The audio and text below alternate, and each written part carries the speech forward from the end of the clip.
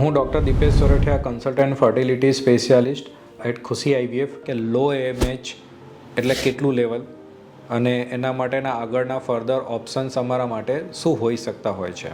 તો લો AMH એટલે કે જેમનું AMH લેવલ 1.5 કરતાં ઓછું હોય એને લો AMH કહેવાતું હોય છે. લો AMH માટે તમે એકલા નથી, ઘણા બધા દર્દીઓ છે કે જેમના AMH લેવલ લો આવેલા છે.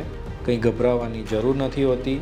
તમે જ તમારા પોતાના એક્સથી ડેફિનેટલી ટ્રાય કરી શકતા હો છો. ટ્રીટમેન્ટ ઓપ્શન્સ માટે વાત કરીએ તો ટ્રીટમેન્ટ ઓપ્શન તમારા AMH, તમારી એજ, તમારા મેરિડ લાઈફનું ડ્યુરેશન એના પ્રમાણે નક્કી કરવામાં આવતા હોય છે. યુઝ્યુઅલી ફર્ટિલિટીના ઓપ્શન્સ છે એ IUI, IVF ઓર એગ ડોનેશન અને ફર્ટિલિટી પ્રિઝર્વેશન આ ચારમાં ડિવાઈડ થતા હોય છે. જો તમારું મેરિડ ડ્યુરેશન બહુ ટૂંકા ગાળાનું હોય, હસબન્ડના કોર્સમાં કોઈ પ્રોબ્લેમ ન હોય તો તમારી ટ્રીટમેન્ટ IUIથી ચાલુ થઈ શકતી હોય છે.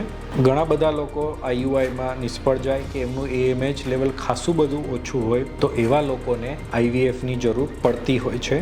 જે IVF એમના પોતાના એક્સથી પણ પોસિબલ થતું હોય છે અને સારા ફર્ટિલિટી સ્પેશિયાલિસ્ટનો સંપર્ક કરી અને તમારી ટ્રીટમેન્ટ ચાલુ કરવી જોઈએ.